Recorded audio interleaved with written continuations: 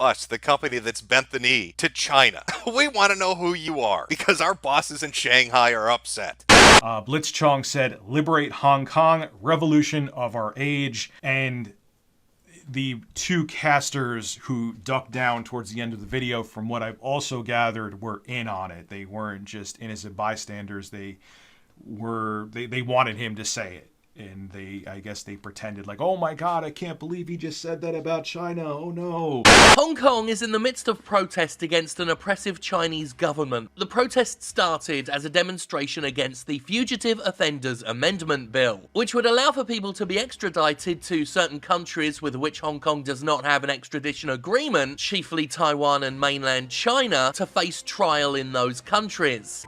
I've actually seen and heard many of you expressing yourself this morning.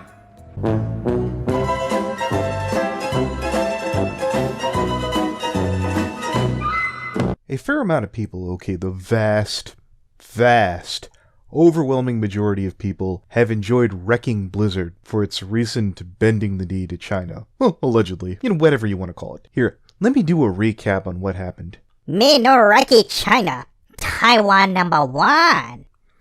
He no Ricky China? Fuck this guy. Yeah, that's basically it. And for all you guys offended in the audience, without using the internet, what's the name of the Hearthstone player that got banned? For more points, go ahead and name the two guys who worked for Blizzard who were suspended for 6 months. Without using the internet, right this second, can you tell me if those guys were from Taiwan? Were they Taiwanese? If you knew and already had open contempt for China, congrats, you're one of the good guys.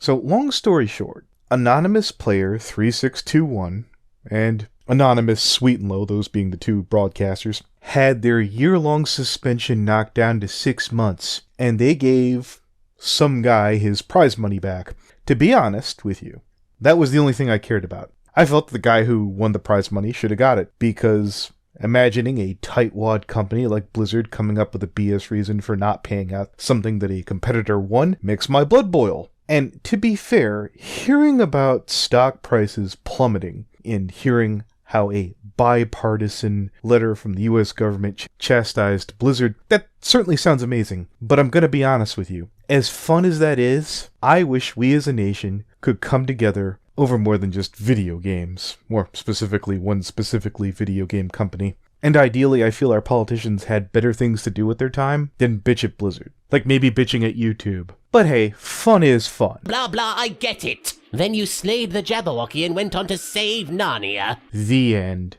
Let me tell you what really matters. Content and quality. The vast majority of you guys couldn't tell me anything about Taiwan.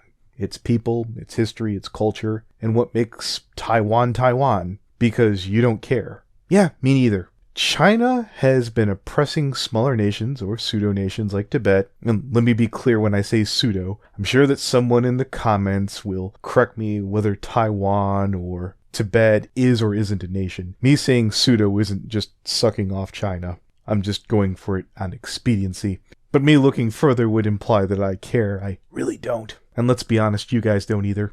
I mean, I know it announced Diablo 4 and Overwatch 2, which means we're supposed to completely forget what a piece of shit it is, but Blizzard's a piece of shit! There is no we, Jim. I remember sitting in one of Kothrix's Twitch streams, where the lad was merely playing WoW. Someone, and I don't remember, maybe it was me, maybe it wasn't, I actually can't remember, asked the question, how's the China strike doing? How's the boycott coming along? And his answer was, wasn't China always terrible? If you're a Blizzard customer, I wouldn't say fan, I'm going to say customer, for the sake of civility, you've already been through unacceptable behavior. Remember when Diablo 3 launched, and the damn thing didn't even play, despite it being online only, which basically means you bought nothing. You bought the game, came home, and you got nothing out of it. Jim, you're asking gamers to care about games that some third world country that they likely know nothing about. If you know or want to know, if you intend to challenge me, that goes to anyone in the audience, by learning more about this country than everyone else that's up in arms, you get to be one of the good guys. Assuming you do ever get around to that. Because if you sit here and you decide to smash down vote, I'm going to show them, I'm going to look up Taiwan tomorrow, and then you never do, shame on you. But just remember, you watched your Review Tech USAs, your Mr. Metakurs, and the dozens and dozens of other streams taking the piss out of Blizzard, leaving a comment to share, maybe a like. I did too. It didn't do anything. I like these content creators. It's the same reason why you didn't see me reference, say, someone like The Quartering. I'm not saying don't take the piss out of Blizzard. I do want to remind you, those 3 guys who got banned are devastated that they are banned. Blizzard wasn't content just to ban him. How dare he say that? What horrible hate speech that is. Liberate Hong Kong. No, they had to get rid of the casters too. Fired both of them. No longer allowed to associate with the Blizzard brand or any of its products or IPs. Now, there's a video floating around of one of the casters crying. Like, completely fucked up, crying about this. Saying that was his livelihood, they've destroyed him. All because they let one guy say 2 sentences on their podcast. So bravo, Blizzard. All 3 of some young guy, would be working at Blizzard right now if they could. So answer me this. Why should you boycott Blizzard when the people you're boycotting for wouldn't even do the same? That would be like boycotting YouTube for throwing off Monkey Jones, the same guy who snuck back on the platform and then advocated for dating predators. Blizzard, unlike YouTube, has a chance of making customers happy. And it boils down to this. If Overwatch 2 is fun and Diablo 4 is tolerable, notice I merely said tolerable, Blizzard wins. Blizzard executive Bobby Kotick could go on stage at BlizzCon eating a child, an actual child, if he announced the game stopped having DRM in Blizzard's case. Or maybe even in Overwatch's. Maybe not legally about that eating the child part, but he would get a standing ovation from the people in there as he took a big old wet chunk bite out of that kid and said no DRM. They would stand up and cheer till their hands bled. The child could be screaming for its mom as Bobby Kotick announced that Diablo will be featuring a core class, like let's say the Necromancer, at no extra cost. Because you guys are there to hear about the video games, and not my third world country. You don't really care. It was important and fun to laugh at Blizzard because they're reckless and they screw up.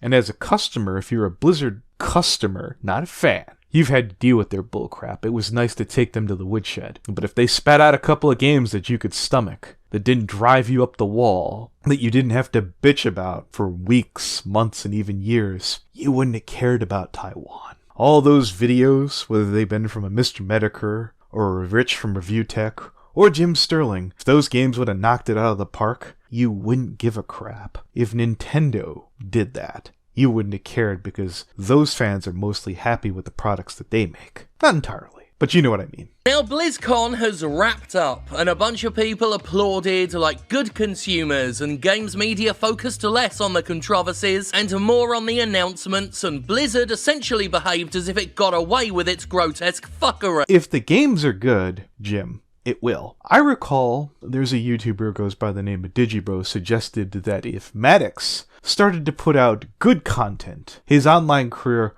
would make a comeback. It would certainly improve. I mentioned Monkey Jones earlier, and from what I've heard and observed in his current work, it's starting to resemble things that people used to like. Now, do I think that Monkey Jones would date another predator if he liked her enough, despite what his fans and his family might say? Yes. Prove me wrong. There would be a few good righteous souls who would be good enough to walk away, and God bless and keep those guys. If you think I'm being weak and cowardly for taking this stance that I am, that maybe because I saw that Diablo 4 trailer on just merely being announced, that I folded as fast as I did. I won't lie, I am hyped. But at the same time, I could have just shut up. We're likely a whole 2 good years away from that game dropping. Jim Sterling might be prattling on about Blizzard for 2 goddamn years, and you know what? Not might, he will. There is no might. 10 out of 10. Jim Sterling will see that through to the bloody end. And despite his views, his subscribers, despite the popular opinion right now, if Blizzard puts out something good enough,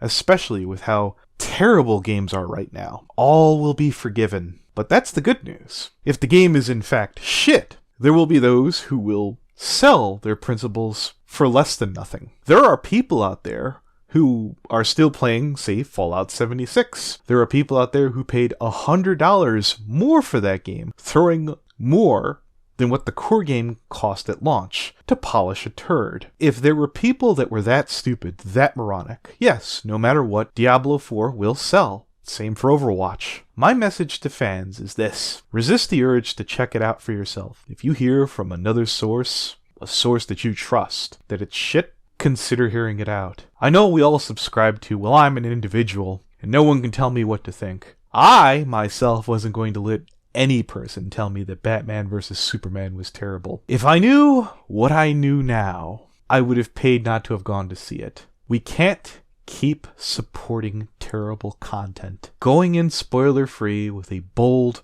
fresh experience with a mainstream company, especially Blizzard, is asking to be taken advantage of. Even if you have to rely on a friend or two saying, when you ask, is it fun, yes or no? One of you guys, if one of your peers bites the bullet, it's their duty and responsibility to warn everyone else that that game is crap.